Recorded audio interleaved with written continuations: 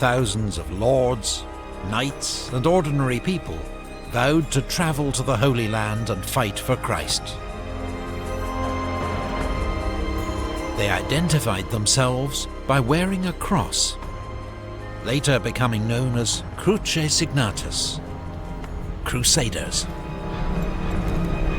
A few of these men saw opportunity in the East for fame and fortune, but overwhelmingly they went in search of spiritual salvation, willing to undertake a long, expensive and perilous journey to save their souls from the fires of hell.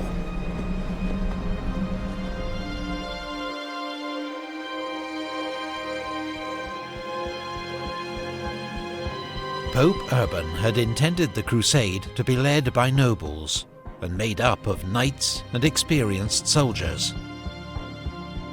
But the viral success of his appeal led thousands of ordinary townsfolk and peasants to take the cross, many inspired by a French priest known as Peter the Hermit, who became leader of this so-called People's Crusade. In the Rhineland, some of these crusaders, fired up by old prejudices and talk of holy war, attacked local Jewish communities, slaughtering around 5,000 men, women and children, and extorting money from those they spared. These massacres were condemned by the Church, but to little effect. In the summer of 1096, the People's Crusade, 20 to 40,000 strong, made its way east. The main contingent, led by Peter the Hermit, travelled along the river Danube. But they were ill-disciplined and poorly prepared. When they ran out of food in Hungary, they attacked and looted Christian settlements. They continued to pillage the land of their supposed ally, the Byzantine Empire.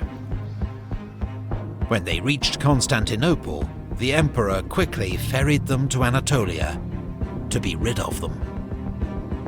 In enemy territory, lacking discipline or leadership, their main force was soon ambushed and slaughtered by the Turks.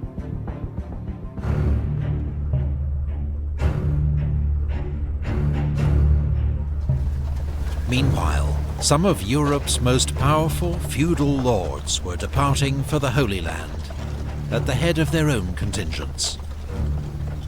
They were much better armed and organized than the disastrous People's Crusade. They included, from Lorraine, Godfrey of Bouillon, with his brothers Eustace and Baldwin of Boulogne, Hugh of Vermandois, younger brother of the French king, Count Robert of Flanders, and Duke Robert of Normandy, son of William the Conqueror, the wealthy Stephen of Blois.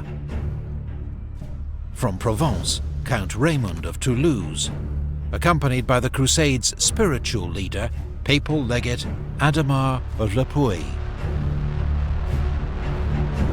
And from southern Italy, Norman lords Bohemond of Taranto and his nephew Tancred. The various contingents converged for their agreed rendezvous at Constantinople. Together they formed a huge army, perhaps 60,000 strong, probably the largest seen in Europe since the fall of the Western Roman Empire.